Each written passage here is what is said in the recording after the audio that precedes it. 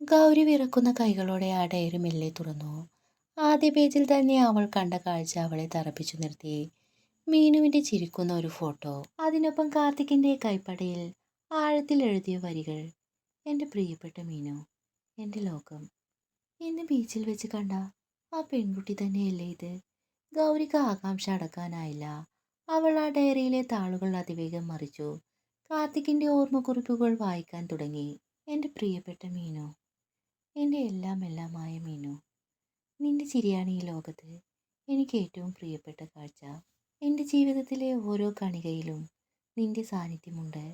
അച്ഛനും അമ്മയും ദിയയും നിന്നെ അത്രമാത്രം സ്നേഹിക്കുന്നു. നമ്മൾ ഒന്നാകാൻ അച്ഛൻ എത്രത്തോളം ആഗ്രഹിച്ചിരുന്നു എന്ന് നിനക്കറിയാമല്ലോ. നമ്മുടെ വിവാഹശേഷം ഈ ബിസിനസ് സാമ്രാജ്യം പൂർണ്ണമായും എൻ്റെ കൈകളിൽ ഏൽപ്പിക്കാമെന്ന് അച്ഛൻ വാക്കു തന്നതാണ്. ബാംഗ്ലൂർ മീറ്റിംഗ് കഴിഞ്ഞ് അവർ തിരിച്ചു വന്നാൽ ഉടനെ നമ്മൾ ഒന്നാകും. ആ ദിവസത്തിനായി ഞാൻ ഓരോ നിമിഷവും കാത്തിരിക്കുകയാണ്. നീ എൻ്റെ കൂടെയുള്ളപ്പോൾ ഈ ലോകം തന്നെ എൻ്റേതാണെന്ന് തോന്നും. എൻ്റെ മീനു, നീ എൻ്റെ ഭാഗ്യമാണ്. ഇവിടെ തൊട്ട് ഡയറിയുടെ കുറച്ചു താളുകൾ കീറിക്കളഞ്ഞതുപോലെ ഗൗരിക്ക് തോന്നി. വരികൾക്കിടയിൽ ഉണങ്ങിയ കണ്ണുനീരിൻ്റെ പാടുകൾ, അക്ഷരങ്ങൾ മഷി പടർന്ന് കിടപ്പുണ്ട്. കാർത്തികിന്റെ മാനസികാവസ്ഥയുടെ മാറ്റം ആ കീറിയ താളുകളിൽ നിന്ന് തന്നെ ഗൗരിക്ക് വായിച്ചെടുക്കാമായിരുന്നു. അവൾ മഷി പടർന്ന വരികൾക്കിടയിലൂടെ അടുത്ത പേജിലേക്ക് കണ്ണോടിച്ചു. വിധി ഞങ്ങളെ ചതിച്ചു. അച്ഛൻ്റെ ആ വിയോഗം, അമ്മയുടെ ആ വീൽ ചെയറിലെ അവസ്ഥ, അതോടെ അതോടെ എൻ്റെ ജീവിതത്തിൻ്റെ താളം തെറ്റി. ബിസിനസ് തകർച്ച, കടക്കെണി, എല്ലാം ഒറ്റയടിക്ക് എന്നെ വേട്ടയാടി. ആ പ്രതിസന്ധിയിൽ പോലും ഞാൻ കരുതിയത് നീ എൻ്റെ കൂടെ ഉണ്ടാകുമെന്നാണ്. നമ്മൾ തമ്മിലുള്ള സ്നേഹത്തിന് പണത്തേക്കാൾ വിലയുണ്ടെന്ന് ഞാൻ വിശ്വസിച്ചു. പക്ഷേ ഞാൻ നിന്നെ അന്വേഷിച്ച് നിന്റെ വീട്ടിൽ പോയപ്പോഴൊക്കെ നീ ഒഴിഞ്ഞു മാറുകയായിരുന്നു. നിന്നെ ഒന്ന് കാണാൻ, നിന്നോടൊന്ന് സംസാരിക്കാൻ ഞാൻ എത്രത്തോളം അലഞ്ഞു. പക്ഷേ നീ എന്നെ കാണാൻ പോലും തയ്യാറായില്ല. എൻ്റെ വിശ്വാസം അത്രത്തോളം തെറ്റായിരുന്നു എന്ന് ഞാൻ തിരിച്ചറിഞ്ഞ ആ ദിവസം, ശാരദാമ്മയെയും കൊണ്ട് ഹോസ്പിറ്റലിൽ പോയി വരുന്ന സമയം, ഞാൻ നിന്നെ കണ്ടു. ഒരു വില കൂടിയ ആഡംബര കാറിൽ മറ്റൊരുത്തൻ്റെ കൂടെ. എൻ്റെ കണ്ണ് തെറ്റിയതില്ലെന്ന് എനിക്ക് ബോധ്യപ്പെട്ടു. ഞാൻ നിന്നെ വിളിച്ചു, നിന്റെ അടുത്തേക്ക് ഓടി.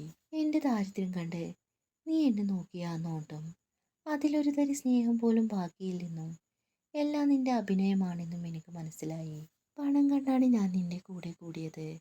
ഈ ദാരിദ്ര്യത്തിൽ നിന്റെ കൂടെ കഴിയാനോ, ഈ തളർവാദം പിടിക്കപ്പെട്ട വൃദ്ധയെ നോക്കി കാലം കഴിക്കാനോ എനിക്ക് സൗകര്യമില്ല. നിന്നെപ്പോലെ ഒരു ദരിദ്രനെ ഇനി എനിക്ക് വേണ്ട. നീ പറഞ്ഞ ആ വാക്കുകൾ എൻ്റെ നെഞ്ചിൽ ഒരു കത്തി പോലെയാണ് തറഞ്ഞത്. അന്ന് ആ റോഡരികിൽ വെച്ച് ഞാൻ മരിച്ചു പോയിരുന്നു മീനു. നീ എന്നെ ചതിച്ചു. എൻ്റെ പ്രണയത്തെയും എൻ്റെ കുടുംബത്തെയും നീ തള്ളിക്കളഞ്ഞു. പക്ഷേ ആ വലിയ തകർച്ചയിൽ നിന്ന് തിരിച്ചു വരിക എന്നത് അത്ര എളുപ്പമായിരുന്നില്ല. ആത്മഹത്യയെക്കുറിച്ച് പോലും ഞാൻ ചിന്തിച്ചു പോയ നിമിഷങ്ങൾ. ദിവസങ്ങളോളം ഒരു നേരത്തെ ഭക്ഷണത്തിന് പോലും വകയില്ലാതെ അപമാനങ്ങൾ സഹിച്ച് ആരുമില്ലാത്ത അവസ്ഥയിൽ ഞാൻ ഒറ്റയ്ക്ക് പോരാടി. ആ തകർച്ചയിൽ നിന്ന് എന്നെ തന്നെ തിരികെ പിടിക്കാൻ ഞാൻ എടുത്ത സമയം ചെറുതല്ല. പലപ്പോഴും വീണു പോയിട്ടും അമ്മയുടെ ആ തളർന്ന കണ്ണുകളിലേക്ക് നോക്കി ഞാൻ വീണ്ടും എഴുന്നേറ്റു. അന്ന് ഞാൻ എൻ്റെ അമ്മയെ മനസ്സിൽ കരുതി ഒരു പ്രതിജ്ഞ എടുത്തു. രാപ്പകൽ പണിയെടുത്താണ് ഇന്ന് കാണുന്ന ഈ നിലയിലേക്ക് ഞാൻ എത്തിയത്. ഇന്ന് ഞാൻ ലോകം കണ്ട ഏറ്റവും വലിയ സമ്പന്നനായി മാറിയിട്ടുണ്ടാകാം. പക്ഷേ ആ സമ്പത്ത് നിനക്ക് വേണ്ടിയല്ല, എൻ്റെ അമ്മയ്ക്കും എൻ്റെ കുടുംബത്തിനും വേണ്ടി മാത്രം. ഇനി ഒരു പെണ്ണും എൻ്റെ ജീവിതത്തിലേക്ക് വരില്ല. ഹൃദയം എന്നൊന്നും എനിക്കില്ലെന്ന് ഞാൻ തീരുമാനിച്ചു കഴിഞ്ഞു. കഠിനാധ്വാനം മാത്രമാണ് ഇനി എൻ്റെ ദൈവം. നീ എന്നെ തളർത്തിയത് കൊണ്ട് ഞാൻ കരുത്തനായി. ഇനി ഒരിക്കലും ഒരു പെണ്ണിനെയും ഞാൻ വിശ്വസിക്കില്ല. അത് നീ പഠിപ്പിച്ച പാഠമാണ്. ഗൗരി ആ ഡയറിയിലെ ഓരോ വരിയും വായിക്കുമ്പോൾ അവളുടെ കണ്ണ് നിറയുന്നുണ്ടായിരുന്നു.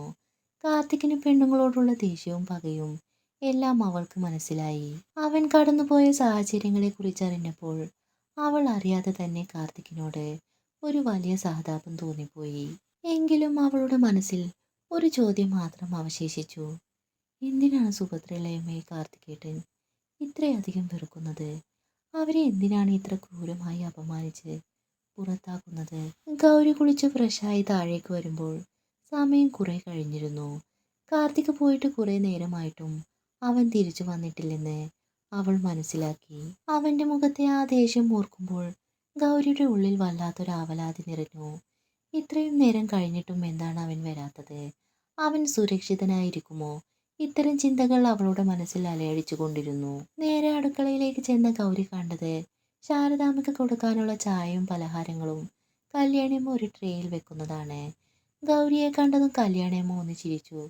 മോളെ, നിനക്ക് ചായ എടുക്കട്ടെ? വേണ്ട കല്യാണിയമ്മേ, ഞാൻ പിന്നെ കുടിച്ചോളാം. കല്യാണിയമ്മ അത് കൊണ്ടുപോകാൻ ഒരുങ്ങുമ്പോൾ ഗൗരി അവരുടെ അടുത്തേക്ക് ചെന്നു. കല്യാണിയമ്മേ, ഇത് ഇങ്ങു തന്നേക്കൂ, അമ്മയ്ക്ക് ചായ ഞാൻ കൊടുത്തോളാം. കല്യാണിയമ്മ സന്തോഷത്തോടെ ട്രേ ഗൗരിയുടെ കൈകളിലേക്ക് കൊടുത്തു. അത് വാങ്ങി ഗൗരി ശാരദാമ്മയുടെ മുറിയിലേക്ക് നടന്നു. നടക്കുന്ന ഓരോ ചുവടിലും കാർത്തികിനെ കുറിച്ചുള്ള ചിന്തകൾ തന്നെയായിരുന്നു അവളുടെ മനസ്സിൽ. ഇത്ര നേരമായിട്ടും കാർത്തികേട്ടൻ എന്താണ് വരാത്തത്? അത്രയും ദേഷ്യത്തിലല്ലേ ഇവിടുന്ന് പോയത്? എന്തെങ്കിലും അപകടം സംഭവിച്ചിട്ടുണ്ടാകുമോ? ദൈവമേ, കാത്തോളണേ എന്ന ആദിയോടെയാണ് അവൾ മുറിയിലേക്ക് കയറിയത്. ഗൗരി ചായ ഗ്ലാസ് കൊണ്ടുപോയി മേശപ്പുറത്ത് വെച്ചു. ശാരദാമ്മ അപ്പോൾ ഉറങ്ങി എഴുന്നേറ്റതേ ഉണ്ടായിരുന്നുള്ളൂ. മയക്കം വിട്ടുമാറാത്ത കണ്ണുകളോടെ ശാരദാമ്മ ഗൗരിയെ നോക്കി. മോളെ ഗൗരി, സുഭദ്രയും അഞ്ജനയും എവിടെ? അവർ പോയോ? അമ്മയ്ക്ക് എന്താ അറിയില്ല, നല്ല ക്ഷീണം കാരണം കുറച്ചു നേരം ഒന്ന് കിടന്നതാ. ഗൗരിയുടെ മനസ്സൊന്ന് പിടഞ്ഞു. കാർത്തിക്കും സുഭദ്രയും തമ്മിൽ നടന്ന വലിയ വഴക്കുകളെക്കുറിച്ചോ അവർ ഇറങ്ങിപ്പോയതിനെ കുറിച്ചോ ഒന്നും ശാരദാമ്മ അറിഞ്ഞിട്ടില്ലെന്ന് ഗൗരിക്ക് മനസ്സിലായി. ആ അമ്മേ, ഇളയമ്മ പോയി. അമ്മ ഉറങ്ങുകയായിരുന്നല്ലോ, അതുകൊണ്ട് അമ്മയെ വിളിച്ചില്ല. അവർക്ക് കുറച്ച് അത്യാവശ്യമുണ്ടായിരുന്നു, അതുകൊണ്ട് തിരക്കിട്ട് പോയതാ. ഗൗരി ശാരദാമ്മയ്ക്ക് ചായ കുടിക്കാൻ കൊടുത്തു. ശാരദാമ്മ സാവധാനം ചായ കുടിച്ചു തീർത്തു. അപ്പോഴാണ് മുറ്റത്തൊരു വണ്ടി വന്നു നിൽക്കുന്ന ശബ്ദം കേട്ടത്. ആ ശബ്ദം കേട്ട നിമിഷം ഗൗരിയുടെ മനസ്സിൽ വല്ലാത്തൊരു ആശ്വാസം നിറഞ്ഞു. കാർത്തികേട്ടൻ വന്നു, അവൾ ഉള്ളിൽ സന്തോഷത്തോടെ ഓർത്തു. പക്ഷേ മുറിയിലേക്കുള്ള വാതിലിനരികെ എത്തിയപ്പോഴാണ് അത് കാർത്തികല്ല എന്ന് അവൾക്ക് മനസ്സിലായത്. ശാരദാമ്മയെ കാണാൻ വേണ്ടി വക്കീൽ വന്നതായിരുന്നു. കാർത്തികേട്ടനല്ല എന്നറിഞ്ഞപ്പോൾ ഗൗരിയുടെ ആശ്വാസം പെട്ടെന്ന് അപ്രത്യക്ഷമായി. കാർത്തികേട്ടൻ എന്തേ വരാത്തത് എന്ന ആദി അവളുടെ മനസ്സിൽ വീണ്ടും നിറഞ്ഞു. ശാരദാമ്മയുടെ അടുത്തേക്ക് വരുന്ന വക്കീലിനെ കണ്ടതും ഗൗരി ഒന്ന് ചിരിച്ചു കൊടുത്തു. വക്കീൽ അവളെ കണ്ടതും ഒന്നും അടിച്ചു നിന്നു. അവളുടെ കാര്യത്തിൽ അറിയാതെ ചെയ്തു പോയ ഒരു തെറ്റ് അവളോട് പറയണമെന്ന ചിന്ത അദ്ദേഹത്തിന്റെ മനസ്സിൽ ഉടലെടുത്തു.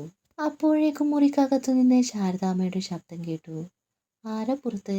വക്കീലാണോ? അതെ ശാരദാമ്മേ, ദാ വരുന്നു എന്ന് പറഞ്ഞ് വക്കീൽ ശാരദാമ്മയുടെ അടുത്തേക്ക് പോയി. ഗൗരി വക്കീലിന് ചായ എടുക്കാനും. എന്താണ് ശാരദാമ്മേ, ഇപ്പൊ സുഖമായോ? എങ്ങനെയുണ്ട്? ഓ, കുഴപ്പമില്ല വക്കീലേ. ഇപ്പൊ സുഭദ്ര വന്നപ്പോൾ ആകെ വയ്യാനിട്ടൊന്ന് ഇവിടെ കിടന്നതാ. സുഭദ്ര വന്നുവെന്ന് കേട്ടതും വക്കീൽ ഒന്ന് ഞെട്ടി. എന്തുകൊണ്ടാണ് അവർ പിന്നെയും ഇത്ര ധൈര്യത്തിൽ ഇങ്ങോട്ട് വന്നതെന്ന് അദ്ദേഹത്തിന് മനസ്സിലായില്ല. പക്ഷേ ആ ഞെട്ടലും അമ്പരപ്പും പുറത്തു കാണിക്കാതെ അദ്ദേഹം ശാരദാമ്മയുടെ സുഖവിവരങ്ങൾ ചോദിച്ചു കൊണ്ടിരുന്നു. കുറച്ചുനേരം അവിടെ സംസാരിച്ചിരുന്ന ശേഷം അദ്ദേഹം ശാരദാമ്മയോട് യാത്ര പറഞ്ഞ് മുറിയിൽ നിന്നും പുറത്തിറങ്ങി. അപ്പോഴേക്കും ഗൗരി ചായയും പലഹാരങ്ങളുമായി വന്ന് അത് ടേബിളിൽ വെച്ചിരുന്നു. വക്കീലേ, വരൂ, ചായ കുടിക്കൂ. വക്കീൽ ചായ ഗ്ലാസ് കയ്യിലെടുത്തു. മോളെ, എന്തൊക്കെയുണ്ട് വിശേഷം? സുഖമല്ലേ നിനക്ക്? ഇളയമ്മ ഇവിടെ വന്നിരുന്നു, ശാരദാമ്മ പറഞ്ഞു. ആ, വന്നിരുന്നു വക്കീലേ. ആ വലിയ ബഹളവും ഒച്ചപ്പാടും ഓർക്കുമ്പോൾ തന്നെ അവളുടെ ഉള്ളം പിടഞ്ഞു. അവൾ ഒന്നും കൂടുതൽ പറയാതെ തല താഴ്ത്തി വിഷമത്തോടെ അവിടെ നിന്നു. വക്കീലിന് അവളുടെ മുഖത്ത് ഒരു വിഷമം പോലെ തോന്നി. മോളെ, കാർത്തിക് എവിടെ? സുഭദ്ര വന്നപ്പോൾ അവൻ ഇവിടെ ഉണ്ടായിരുന്നില്ലേ? അറിയില്ല വക്കീലേ, ഇളയമ്മ വന്നപ്പോൾ ഇവിടെ വലിയ ബഹളമൊക്കെ ഉണ്ടായിരുന്നു. കാർത്തികേട്ടൻ അതൊട്ടും ഇഷ്ടപ്പെട്ടിട്ടില്ല. അവർ തമ്മിൽ എന്തോ വലിയ വാക്കുതർക്കം നടന്നു. കാർത്തികേട്ടൻ വളരെ ദേഷ്യത്തോടെയാണ് സംസാരിച്ചത്. ഇളയമ്മയോട് പുറത്തേക്ക് പോകാൻ പറയുകയും ചെയ്തു. പിന്നീട് അദ്ദേഹം ദേഷ്യപ്പെട്ട് പുറത്തിറങ്ങിപ്പോയി. ഇതുവരെയും തിരികെ വന്നിട്ടില്ല. ഗൗരി പറഞ്ഞു നിർത്തിയതും വക്കീലൊന്നും മിണ്ടാതെ അല്പനേരം ആലോചിച്ചു നിന്നു. മോളെ ഗൗരി, എനിക്ക് നിന്നോട് കുറച്ചു നേരം ഒറ്റയ്ക്ക് സംസാരിക്കണം. ഇവിടെ വെച്ച് വേണ്ട, നമുക്ക് പുറത്തേക്കൊന്നിറങ്ങാം. കുറച്ചധികം കാര്യങ്ങൾ നീ അറിയാനുണ്ട് കാർത്തികിനെ കുറിച്ച്. വക്കീലെ, എന്താണ് പറയാനുള്ളത്? കാർത്തികേട്ടനെ കുറിച്ച് എന്താണ് അങ്ങ് പറയാൻ പോകുന്നത്? എനിക്കൊന്നും മനസ്സിലാകുന്നില്ല. മോളെ, ആദ്യം തന്നെ ഞാൻ നിന്നോടൊരു ക്ഷമ ചോദിക്കുകയാണ്. എന്താണ് വക്കീൽ സാറേ എന്നോട് ഇങ്ങനെയൊക്കെ പറയുന്നേ? അതേ മോളെ, അറിയാതെ ആണെങ്കിൽ പോലും ഞാനും കാർത്തിക്കും മോളോട് ചെയ്തത് ഒരു അനീതിയാണ്. ഗൗരി വക്കീൽ എന്താണ് പറയുന്നതെന്നറിയാതെ മിഴിച്ചു നിന്നു. എന്തുകൊണ്ടാണ് സുഭദ്ര ഇത്ര ധൈര്യത്തിൽ ഇന്നിവിടെ കയറി വരാൻ കാരണമെന്ന് എനിക്ക് മനസ്സിലാകുന്നില്ല. ഒരുപക്ഷെ നിന്നെ വീണ്ടും എന്തെങ്കിലും കബളിപ്പിക്കാനായിരിക്കാം അവർ വന്നത്. ഉറപ്പായും വലിയൊരു ലക്ഷ്യം അവരുടെ മനസ്സിലുണ്ടാവും. കാരണം 2 ദിവസം മുന്നേ കാർത്തിക് നിന്റെ ഇളയമയെ എൻ്റെ ഓഫീസിലേക്ക് വിളിച്ചിരുന്നു. അത് കേട്ടതും ഗൗരി അമ്പരന്നു. ഇളയമയെ വക്കീൽ ഓഫീസിൽ വിളിക്കാൻ എന്താവും കാരണം? എന്തിന്? എന്തിനായിരുന്നു വക്കീലെ? അന്ന് ഓഫീസിൽ വെച്ച് കാർത്തികേട്ടൻ അവരോട് എന്താണ് പറഞ്ഞത്? മോളെ ഗൗരി, നീ അന്ന് ശാരദാമ്മയെ ഹോസ്പിറ്റലിൽ അഡ്മിറ്റ് ആവുന്നതിന് തൊട്ടു മുൻപ് കാർത്തികിനോട് ഈ കരാർ വിവാഹത്തെക്കുറിച്ച് ഒന്നും അറിയില്ലായിരുന്നു എന്ന് പറഞ്ഞല്ലോ. ആ നിമിഷമാണ് കാർത്തിക് ഈ സത്യം ആദ്യമായി അറിയുന്നത്. നിന്നെ ഇത്രയും ക്രൂരമായി കബളിപ്പിച്ചു എന്ന് തിരിച്ചറിഞ്ഞ കാർത്തിക് അതിൻ്റെ സത്യാവസ്ഥ എന്താണെന്നറിയാൻ അന്ന് തന്നെ എൻ്റെ ഓഫീസിലേക്ക് എന്നെ കാണാൻ വന്നിരുന്നു. അവൻ എന്നെ വല്ലാതെ ചോദ്യം ചെയ്തു. അപ്പോഴാണ് ഞാനും മനസ്സിലാക്കുന്നത് നീ ഈ കരാർ കല്യാണം ഒട്ടും അറിഞ്ഞിട്ടല്ല ഇതിലേക്ക് വന്നതെന്ന്. എൻ്റെ സുഹൃത്തിൻ്റെ മോളായ നിന്നെ ഇങ്ങനെ ഒരു കെണിയിലേക്ക് തള്ളിവിട്ടതിൽ എനിക്ക് ഇപ്പോഴും വലിയ സങ്കടമുണ്ട് മോളെ. ഞാൻ ഒരിക്കലും അറിഞ്ഞുകൊണ്ട് ചെയ്തൊരു കാര്യമല്ല ഇത്. ഞങ്ങൾ സുഭദ്രയോട് പ്രത്യേകം പറഞ്ഞിരുന്നു, വിവാഹത്തിൻ്റെ നിബന്ധനകൾ എല്ലാം അറിഞ്ഞുള്ള സമ്മതമുള്ള ഒരു കുട്ടിയെ മാത്രം മതിയെന്ന്. നീ അതൊന്നും അറിയാതെയാണ് ഇതിൽ പെട്ടുപോയതെന്ന് ആ നിമിഷം വരെ ഞങ്ങൾ അറിഞ്ഞിരുന്നില്ല. വക്കീൽ പറഞ്ഞു നിർത്തിയതും ഗൗരിക്ക് ശ്വാസം കിട്ടാത്ത അവസ്ഥയായി. കാലുകൾക്ക് ബലം നഷ്ടപ്പെട്ട അവൾ തൊട്ടടുത്തുള്ള കസേരയിലേക്ക് തളർന്നിരുന്നു. കൈകൾ കൊണ്ട് മുഖം പൊത്തി അവൾ വിതുമ്പി. സ്വന്തം ഇളയമ തന്നെ ഇത്രത്തോളം താഴേക്കിട്ടല്ലോ എന്നോർത്തപ്പോൾ അവളുടെ ഹൃദയം വിങ്ങിപ്പൊട്ടി. കണ്ണുനീർ തുള്ളികൾ വിരലുകൾക്കിടയിലൂടെ താഴേക്ക് വീണു. മറുപടി പറയാൻ പോലും കഴിയാത്തത്ര വലിയൊരു ആഘാതം അവളുടെ മനസ്സിനെ വല്ലാതെ മുറിവേൽപ്പിച്ചു. ഗൗരിയുടെ ആ നിസ്സഹായത കണ്ടപ്പോൾ വക്കീലിന്റെ ഉള്ളിലും വലിയൊരു നീറ്റലുണ്ടായി.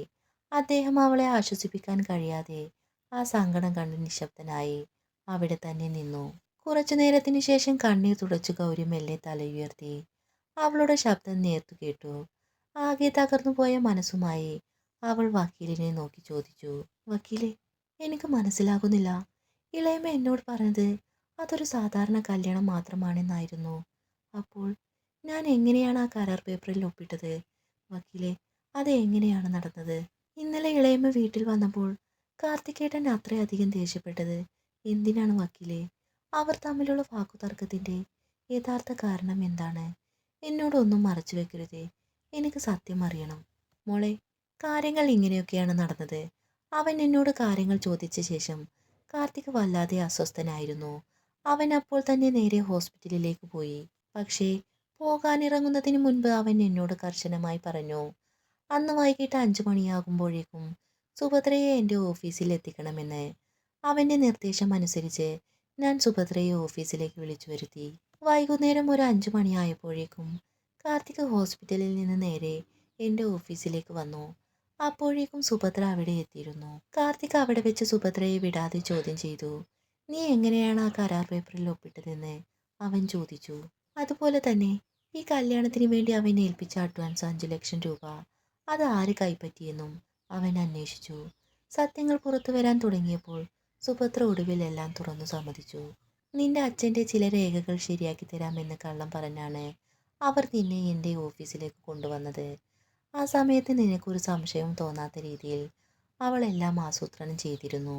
അങ്ങനെയാണ് നീ അറിയാതെ തന്നെ ആ കരാറിൽ ഒപ്പിട്ടത്. ആ 5 ലക്ഷം രൂപ അവൾ സ്വന്തം ആവശ്യങ്ങൾക്കായി ഉപയോഗിച്ചു എന്നതും കാർത്തിക് അവിടെ വെച്ച് അവളോട് ചോദിച്ചു മനസ്സിലാക്കി.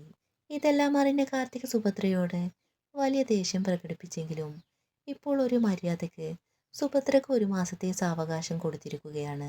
ആ 5 ലക്ഷം രൂപ 1 മാസത്തിനുള്ളിൽ തിരിച്ചു നൽകണമെന്ന് കാർത്തിക് അവളെ താക്കീത് ചെയ്തിട്ടുണ്ട്. അതൊരു അവസാന അവസരമായിട്ടാണ് അവൻ നൽകിയത്. അതുകൊണ്ടാണ് സുഭദ്ര വീണ്ടും ഇവിടെ വന്ന് നിന്നെ കാണാൻ ശ്രമിക്കുന്നതും എന്തൊക്കെയോ കളി കളിക്കാൻ നോക്കുന്നതും. വീണ്ടും നിന്നെ ഏതെങ്കിലും ചതിക്കുഴിയിൽ ഇടാനായിരിക്കും. അവരുടെ ദുഷ്ട സ്വഭാവം മനസ്സിലാക്കിയത് കൊണ്ടാണ് കാർത്തിക് അങ്ങനെ ദേഷ്യപ്പെട്ടിരിക്കുക.